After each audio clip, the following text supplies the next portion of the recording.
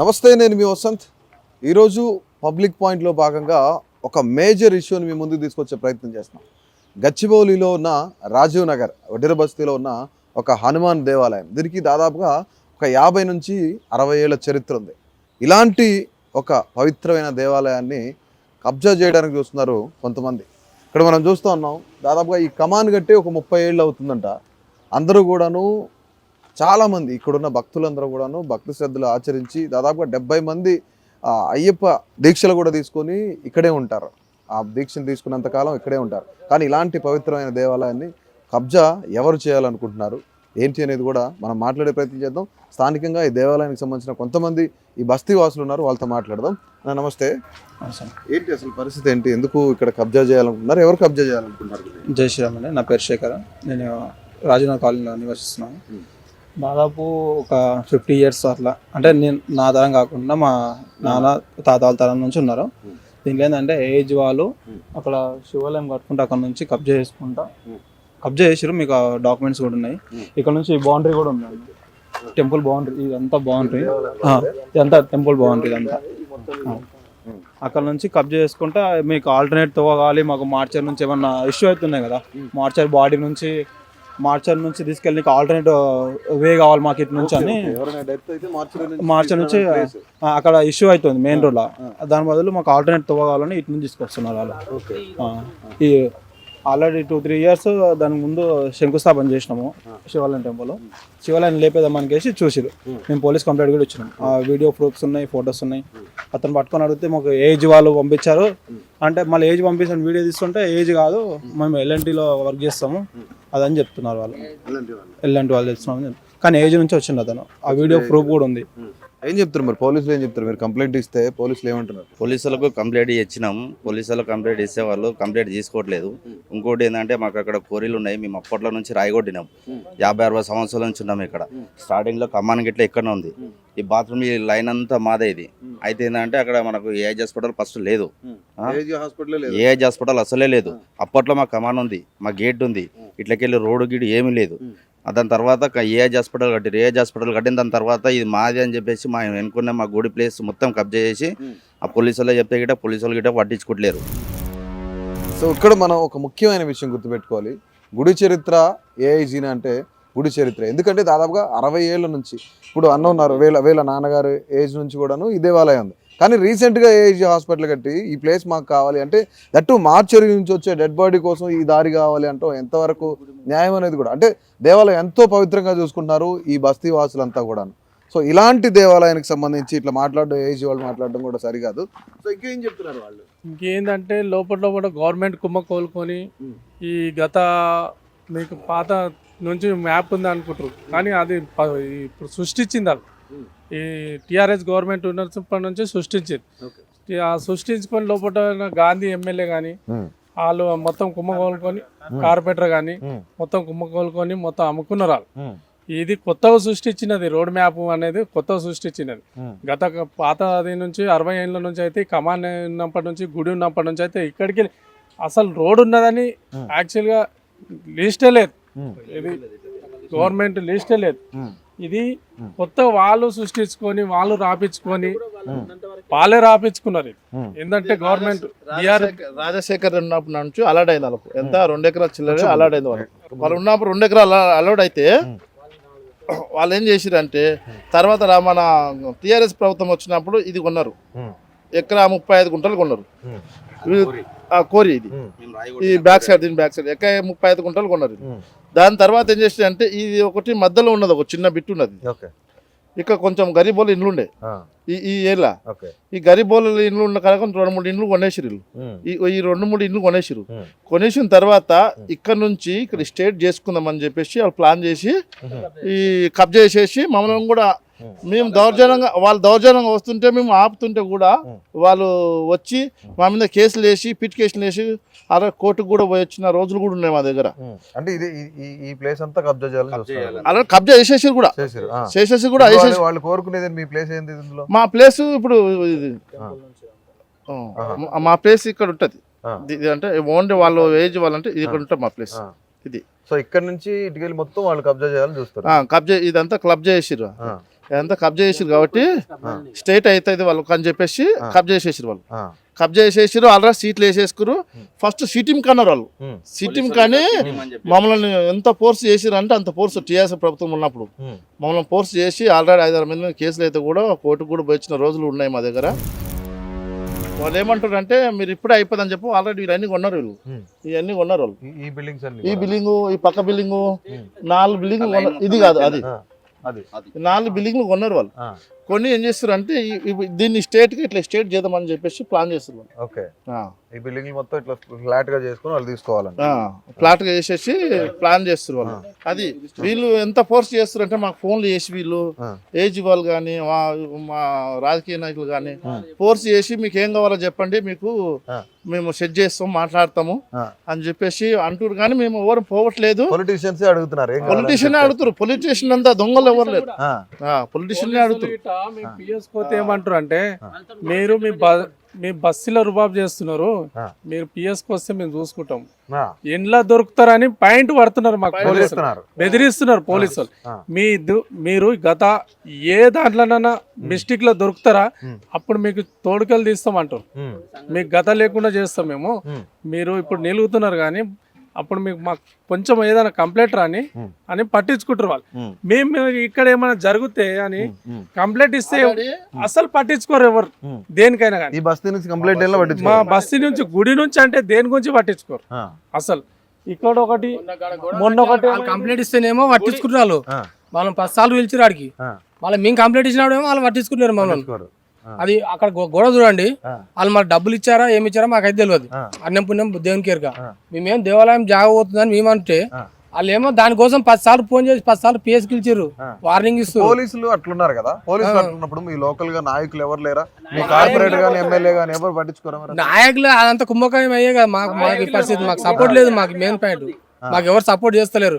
ఏమున్నా మా బస్సు వాసలో మేమే లొల్లి చేసుకోవాల్సి వస్తుంది, మేమే నిలబడవలసి వస్తుంది. మొండిగా ఏదో శివాలయం కోసం కానీ గుడి జాగ పోవద్దు అన్నట్టు ఏదో పట్టుబట్టి నిలబడాల్సి వస్తుంది అంతే తప్ప. ఎప్పటి నుంచో ఉన్నది, మా తాతల నుంచి ఉన్నది. మా తాతలు మా తండ్రులు మేమే ఉన్నాం కాబట్టి పోటు కొట్టుకోదు మొత్తం పోయింది. ఇంకా రేపు నాడు మళ్ళీ మా పిల్లలకి ఏముంటది అప్పుడంటే మన తాతల తండ్రి అంటే తెలియదు, ఏదో పని చేసుకుని బతికిరు అది అని అనుకున్నాము. ఇప్పుడు మనకి కొంత జనరల్ నాలెడ్జ్ పెరుగుతుంది కాబట్టి ఉన్నదాన్ని కాపాడుకుంటే రేపు నాడు మన పిల్లలకన్నా భవిష్యత్తు బాగుంటుందని ఆలోచన. మాకు గుడికి గిడికి పన్స్ ఏవి రావు. ఇంకోటి గవర్నమెంట్ నుంచి అక్కడ నుంచి ఇక్కడ నుంచి ఎక్కడెక్కడనే వస్తాయి, మాకు ఏది రాదు. అయినా కానీ మాది ఏంటంటే మేము హిందూ ధర్మంలో ఉన్నాం కాబట్టి మేమే మనిషికి 10 రూపాయలు వేసుకొని అన్ని మేమే చేసుకుంటాం. ఏది ఏమైనా కానీ మేము బస్సులో మేమే చేసుకుంటాం. అక్కడ ముంగట ఉందండి. నేను లాస్ట్ ఇయర్ వచ్చినప్పుడు ఈ శివాలయం స్టార్ట్ చేశారు, మరి ఇంతవరకు ఎందుకు కట్టలేదు? మాకు కట్టనియట్లేదు పోలీసులు జిహెచ్ఎంసీ వాళ్ళు డీజీపీ వాళ్ళు వీళ్ళు మాట్లాడదాం అంటారు. అసలు మాకు ఏది ఇన్ఫర్మేషన్ ఇస్తలేరు, ఏమి ఇస్తలేరు. వచ్చి కూడా దీన్ని కట్టొద్దు, దీన్ని ఆపాలి, మేము ఆపుతున్నాం అంటే ఎవరు కంప్లైంట్ ఇస్తున్నారు అంటే పేరు చెప్తలేరు. మీరు ఆపడానికి అర్హత అయితే లేదు. మెయిన్ రోడ్ మీద చర్చిలే ఉన్నాయి, అది తీయనికనే కాదు మన గుళ్ళు ఎందుకు కట్టనిస్తలు అది ఇది అంటే బస్సు లోపల ఉంది. ఇది ఒక 1/2 ఎకరా మాది గుడిదే ఉంటది, అదంతా రేకుల 1/2 ఎకరా. ఆ చెట్లు ఉన్నాయి మేము పెట్టినాము, విజువల్ తీసుకోండి. విజువల్ ఇవన్నీ చెట్లు, కొబ్బరి చెట్లు అన్ని మీరు పెట్టినారు. బిల్డింగ్ అవతల దాక్కుంటాయి.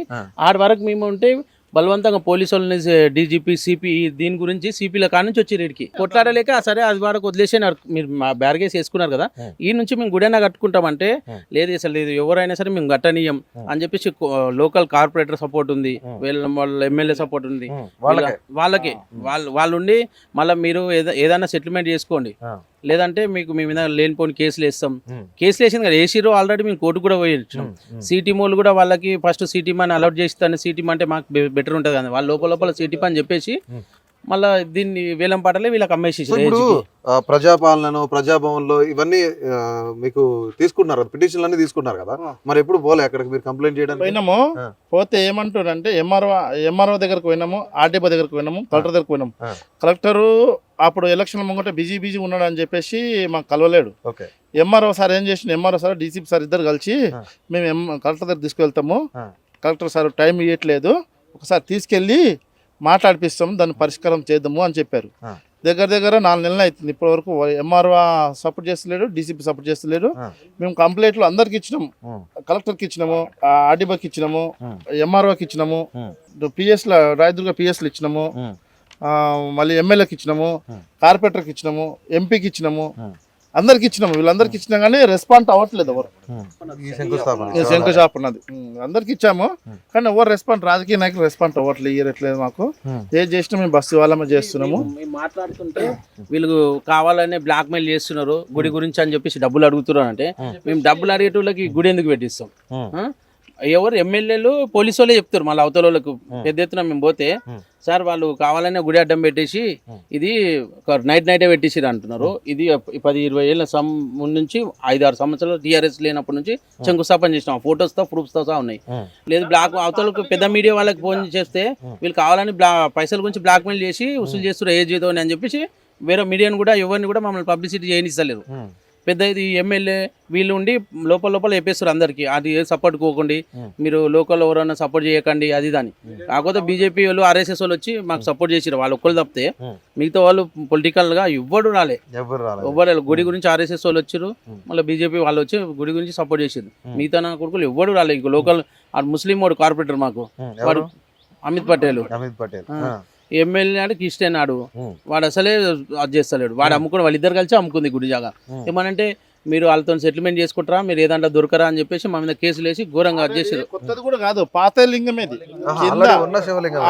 కొత్తది కూడా కాదు, పాత లింగం ఇది కింద డౌన్ అయిపోయిందని చెప్పేస్తే మేము అట్లా పెట్టొద్దు, మా పంతులు గారు ఉండి అట్లా పెట్టొద్దు కింద మనం చెప్తే మేము హైట్ లేపుకున్నాం. పాత శివలింగం ఉంది ఆల్రెడీ, అదే దాన్ని శంకుస్థాపన చేసి అది కింద అట్నే ఉండగా కూడా పైకి లేపేసి మేము పైన కట్టుకున్నాం. ఎవరు మాకు సపోర్ట్ చేస్తారు ఏమున్నా మా బస్తలో మేము తప్ప, మేము బస్తలో సపోర్ట్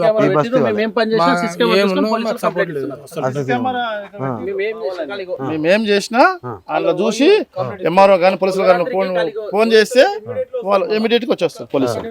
మేము ఏం చేసినా ఏం మాట్లాడినా సెక్యూరిటీ కానీ ఎవడైనా కానీ ఇట్లా చూస్తారు. వాళ్ళకు అంత దొంగతనం చూసుకే ఏం అవసరం? చూడండి ఒకసారి చూడండి ఎట్లా చూస్తారు. అసలు సీసీ కెమెరాలు పెట్టింది కాక ఇట్లా వాడి చూసుకొని ప్రతిదీ ఫోటోలు తీసి ఇమీడియట్ గా కమిషనర్ పోలీస్ స్టేషన్ పంపిస్తారు. పోలీస్ స్టేషన్ పంపిస్తారు, ఇమీడియట్ గా పోలీసులు ఊరికొస్తారు. మేమేమన్నా కంప్లైంట్ ఇస్తే మాత్రం ఎవ్వడు రాడు ఇక్కడ. కంప్లైంట్ ఇస్తే మేము ఎవరు. ఇంకోటి ఏంటంటే మీరు దేంట్లోనే దొరుకుని కొడుకుల మేము తోడుకలు తీస్తామని బెదిరిస్తున్నారు. ఎవరు సిఐ కాడికి వెళ్ళి ఎస్ఐ కాడికి వెళ్ళి మేము ఏం దొంగతనం చేసినామని. అప్పుడు చీటీం కానీ కొంచెం జాగా కావాలని తీసుకున్నారు. వాళ్ళు ఏం చేసిరంటే చీటీంకు మేము సపోర్ట్ చేసినాం. చీటీం కానీ చేసినందుకు వాళ్ళు ఏం చేసిరంటే వాళ్ళు ఇక్కడికి వెళ్ళి దారి పెట్టుకుందామని వాళ్ళు రాసుకున్నారు. ఆ స్థలము చీటీంకి ఇచ్చిన స్థలము వాళ్ళు దారి సృష్టించుకొని మొత్తం అమ్మేసుకురు. గవర్నమెంట్ ఏజ్ వాళ్ళకి అమ్మేసుకురు. ఇప్పుడు అల్టిమేట్ గా మీరు ఏం కోరుకుంటున్నారు? మాకు హిందీ ధర్మం గురించి గుడి మాత్రం కట్టాల్సిందే ఉన్నది. మేమైతే గుడి స్థలంలో గుడి కడుతున్నాం. ఒకరు జాగా మేము కబ్జా చేస్తలేం. నైట్ 12 గంటలకు ఒక బీఆర్ఓని పంపించారు. నైట్ లింగం లేపేయాలి. వీడియోలు గిట్ట ఉన్నాయి. మేము అందరం పండుకున్నాం చూసి నైట్ లింగం లేపుకోదామని చూసిరు వాళ్ళు. అయినా మేము అప్పటి నుంచి గిట్ట సీసీ కెమెరాలు పెట్టాం. మీరు ఒకసారి చూడండి.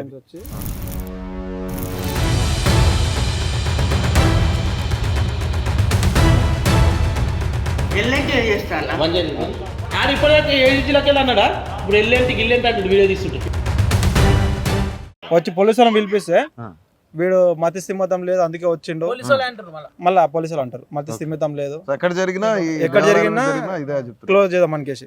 ఇంతవరకు దాని గురించి అడుగుతుంటే కూడా రెస్పాన్స్ లేదు. మాకు ఏంటంటే ఆల్రెడీ సిటీ మంది ఇది అన్నందుకు ఇట్లా పెట్టేసినాం. మేము ఎవరు ఏమైనా సరే మేము గుడి కడతాం.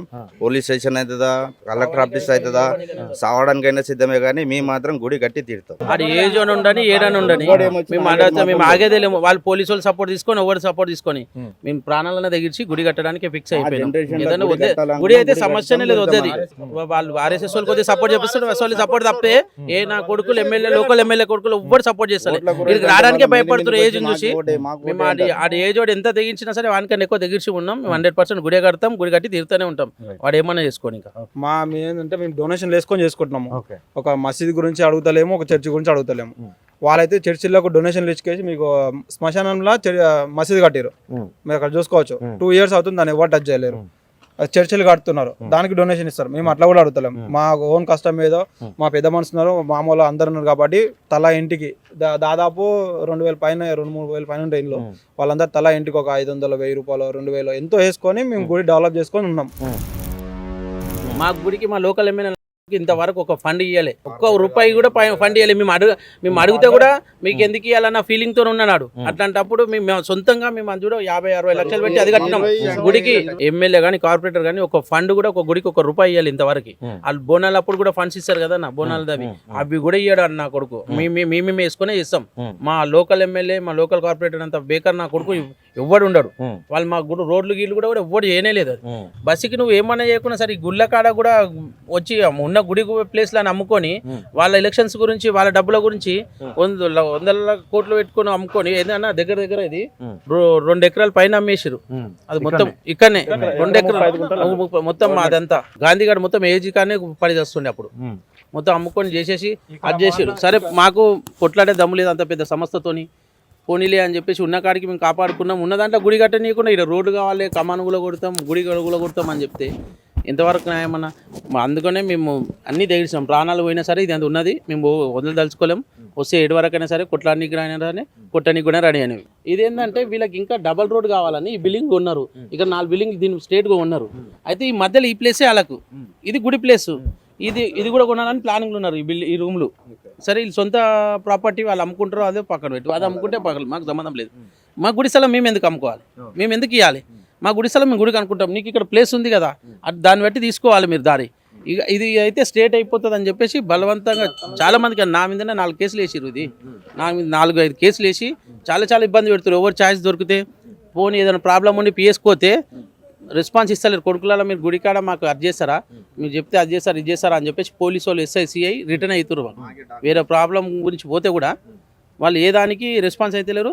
నువ్వు అంటే ఏజ్ తీసుకొస్తారు, మేము వేరే ప్రాబ్లం మా పర్సనల్ ప్రాబ్లం పైన ఏజ్ తీసుకొస్తారు. వాళ్ళు అట్లా ఇబ్బంది పెడుతున్నారు అన్న. అది మొత్తానికి ఇక్కడ మనం చూసాం ఈ ప్లేస్ ఎంత ప్రశాంతంగా ఉందో. దాదాపుగా 60-70 ఏళ్ళ నుంచి ఇక్కడ ఈ బస్తీ వాసులందరూ కూడా ఇదే దేవాలయానికి వస్తూ ఉంటారు. తాత ముత్తాతల దగ్గర నుంచి ఉన్న దేవాలయం, 60 ఏళ్ల క్రితం ఉన్న 60 ఏళ్ల చరిత్ర కలిగిన దేవాలయం. ఇక్కడ పాత శివలింగం ఉంది, కాకపోతే చాలా కిందకు ఉందని పంతులు గారు చెప్పడంతో వీళ్ళు ఇక్కడ ఒక కొత్త శివాలయాన్ని ఏర్పాటు చేయాలంటున్నారు. ఏజీ వాళ్ళు ఆపుతున్నారు. అట్లాగే డిపార్ట్మెంట్ నుంచి లోకల్గా ఉన్న కార్పొరేటర్ కానీ ఇక్కడ స్థానిక ఎమ్మెల్యే అరకిపూడి గాంధీ కానీ వీళ్ళంతా కూడాను ఏజీగా సపోర్ట్ చేస్తూ ఉన్నారు. అంటే ఇంత పవిత్రమైన దేవాలయానికి ఎందుకు అడ్డుపడుతున్నారు, ఎందుకు కబ్జా చేయాలనుకుంటున్నారు? నిజంగానే వీళ్ళంతా కూడాను కబ్జా చేసి డబ్బులు తినేసే ప్రయత్నం చేస్తున్నారని చెప్పేసి బస్తీవాదులు కూడా ఆరోపిస్తున్న పరిస్థితి. సో ఖచ్చితంగా అంటే దేవాలయం అనేది ఒక్కటే కాకుండా ఈ దేవాలయ ప్రాంగణం అంతా కూడాను ఇక్కడున్న ప్రజల ఎమోషన్. ఎందుకంటే వాళ్ళ తాతలు తల్లిదండ్రులు అందరూ కూడా ఇక్కడి నుంచే పూజలు చేశారు, వాళ్ళందరూ కూడా ఇక్కడి నుంచే దేవుడిని ఆరాధించిన పరిస్థితి. కానీ మనం అందరం కూడా అభినవ్ భారత్గా మనం కోరుకుందాం. సో ఖచ్చితంగా ఈ దేవాలయం అంతా కూడాను ఈ బస్తీవాసులకే చెందాలి, ఏ కార్పొరేట్ వ్యక్తులకి చెందకూడదు. ఏ రాజకీయ నాయకులు కూడా అడ్డుపడినా సరే ఖచ్చితంగా ఈ సాక్షాత్తు ఇక్కడ మనం శివాలయం దగ్గర నుండి మాట్లాడుతున్నాం, శివుడి సాక్షిగా కోరుకుందాం మనందరం కూడాను ఖచ్చితంగా ఈ బస్తీవాసులకే ఈ దేవాలయం చెందాలని మనస్ఫూర్తిగా కోరుకుందాం.